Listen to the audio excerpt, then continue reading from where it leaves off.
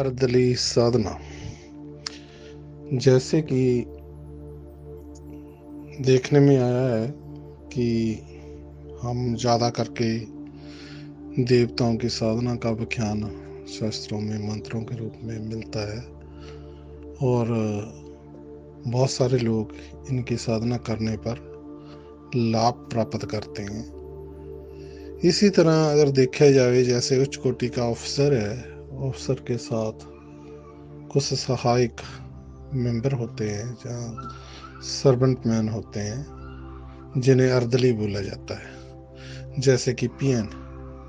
अब ऑफिसर अपनी कुर्सी पर बैठा है और पीएन उसकी आज्ञा पूरी करने के लिए उसके आगे पीछे घूमता रहता है, जिन्हें सेवक की संज्ञा दी जाती है।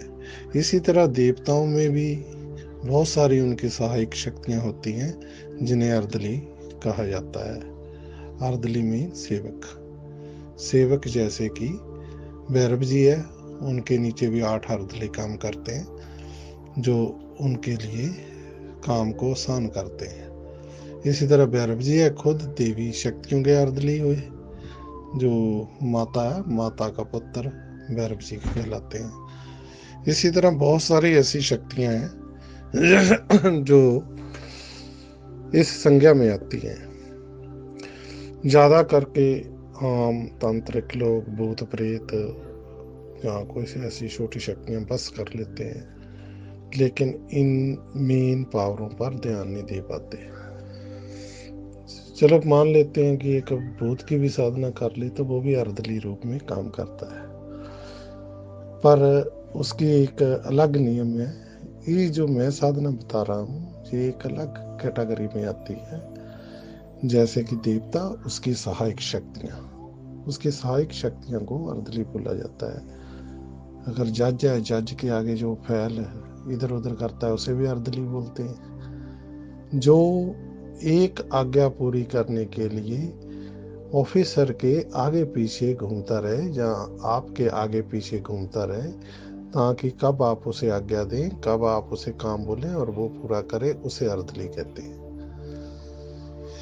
अगर ऐसा सेवक साधना बल से आप जीवन में प्राप्त कर लो तो आपके 90% कार्य तो ऐसे ही हो जाएंगी।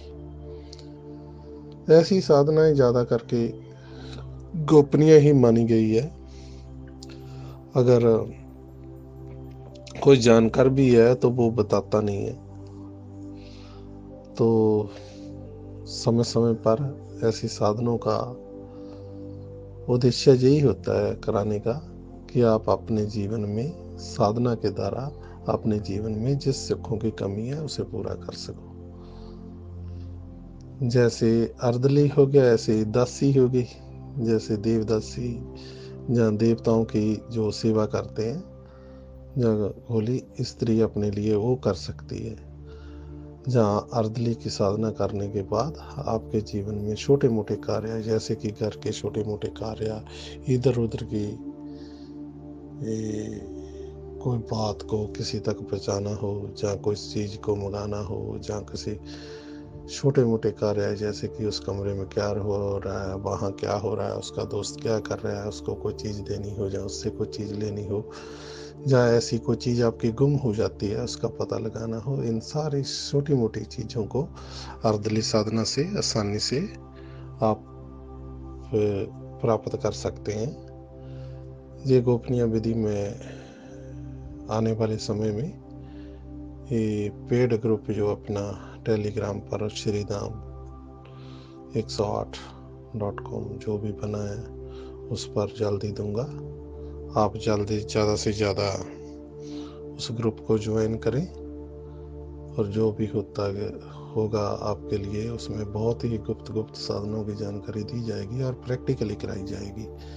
स्टेप बाय स्टेप आपको कोई भी डाउट किसी साधना प्रति भी है, आप मेरे से सीधे संपर्क कर सकते हैं और आपको उस आपकी समस्या का 24 घंटे के अंदर हल बता दिया जाएगा। जहाँ एज ए लाइव आपको आपकी समस्या का हल बता दिया जाएगा।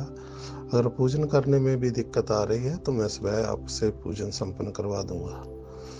तो आप इन साधनों के प्रति अपने मन को बनाइए, रुचि बनाइए। इस तरह के साधना प्राप्त करने की कोशिश करें जो एक सेवक की तरह आपके साथ रह सके और आपके छोटे मोटे कार्य स्वयं कर सकें। उसे खुशी होती है कि आपकी आज्ञा पूरी करने में। ऐसी साधना का आज के युग में प्राप्त होना ही अपने आप में बड़ा सौभाग्य माना गया है। इसलिए टाइम टाइम पर आपको ऐसी साधना दी जाएगी और डेली कुछ ना कुछ नई जानकारी आपको दी जाएगी।